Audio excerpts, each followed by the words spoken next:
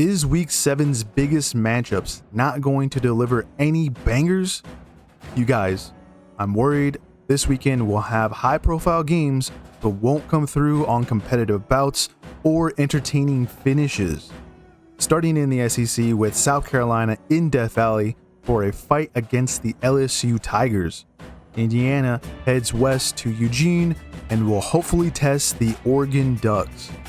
A game that could create some fireworks, the Red River rivalry, Oklahoma versus Texas, a classic showdown in the Cotton Bowl.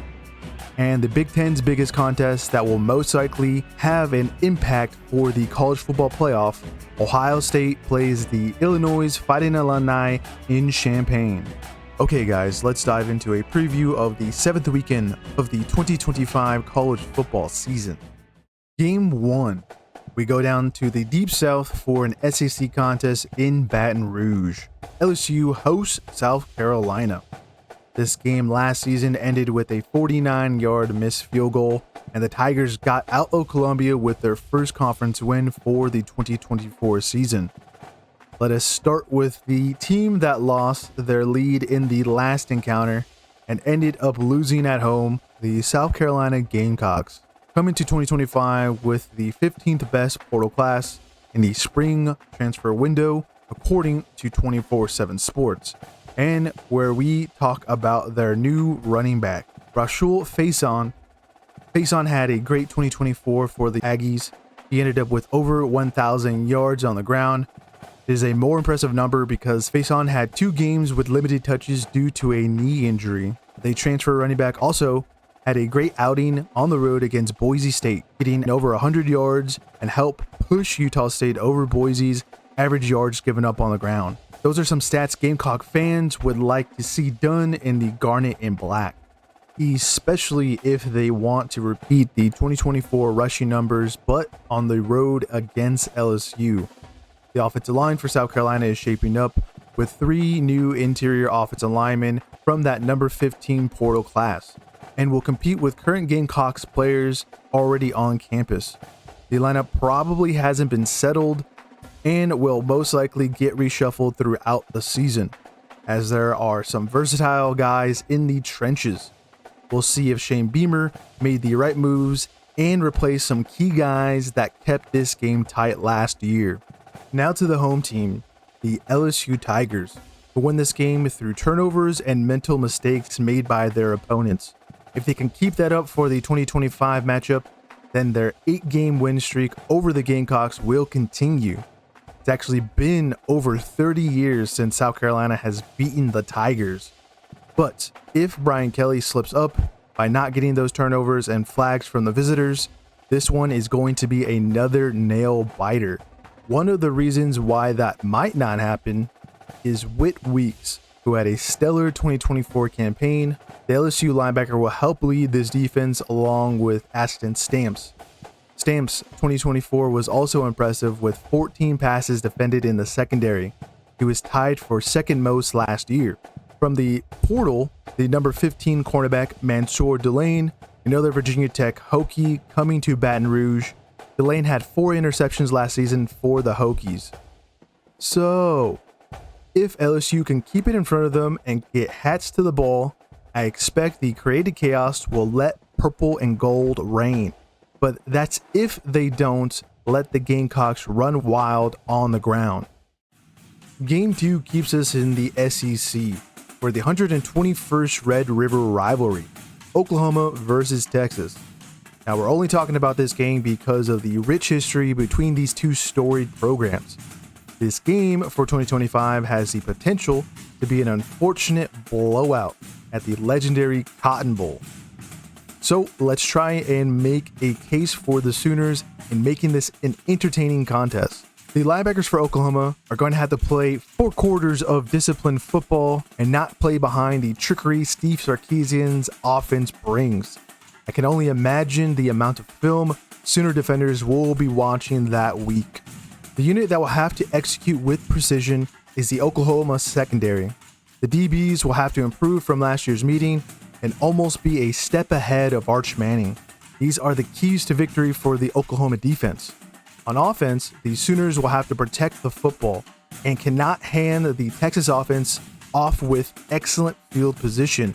They must have a clean game in carrying the ball. This should keep the margins closer. The new offensive coordinator for Oklahoma, Ben Arbuckle, needs to be reactive, particularly when coming out of halftime, because you can't have a bad first 2 quarters, but cannot not come out the gate hot for the second half and capture the momentum Sooner fans can get behind. Now, this is all obvious approaches Brent Venables needs to do in securing an upset win over Oklahoma's arch rivals. Plus, getting a win pushes Venables farther away from the firing hot seat, unless you think he's already sitting in it for 2025.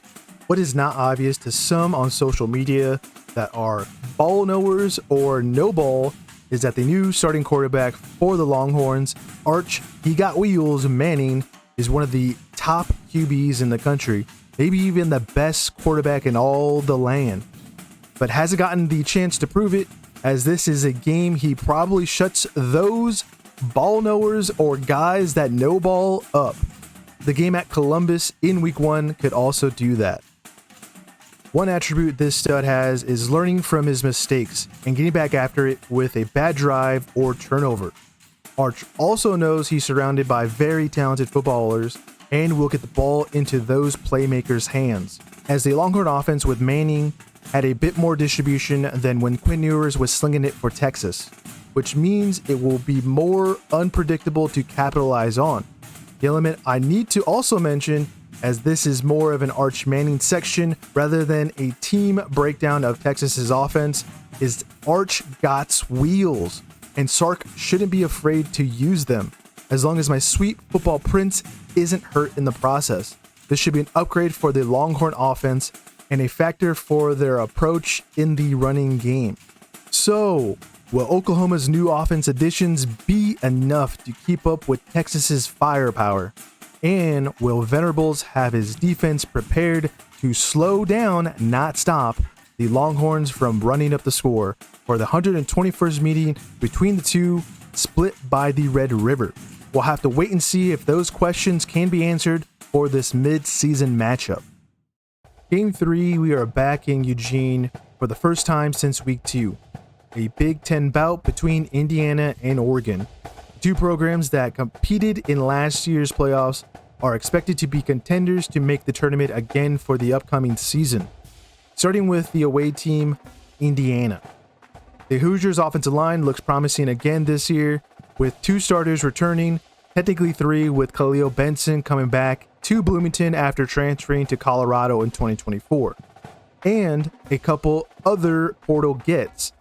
From Notre Dame, Indiana added Pat Coogan. The new Hoosier center will be vital in making holes for the running game. The last transfer is from Ohio State, Zen Mikowski, who started 1 game for the Buckeyes last season. These big boys in the trenches will complement the running back for Indiana, Kalon Black, who should be on the field for first and second down. And the backs for the later downs are going to be some transfers. Roman Hemby from Maryland and Lee Beebe Jr. out of UAB. Again, like we said in week 4's games that included the Hoosiers, Kirk Cignetti will have multiple ways to get the ball down the field and closer to a true total offense that will have to bring their A game against their host in Eugene, the Oregon Ducks, that will welcome Indiana to Autzen Stadium for the first time since 2004. We talked about Oregon in week 2 for their game against Oklahoma State, and a massive matchup for week 5 against Penn State. The Ducks also acquired a new running back from the transfer portal, Mekhi Hughes. For the seasons he spent with Tulane, Hughes averaged almost 1,400 yards a year on the ground. Dan Lanning will also love that his new back can get involved in the passing game, averaging 9.3 receiving yards in 2024. He will pair well with Noah Whittington, who had a healthy 2024 and maybe gets back to his 2022 production.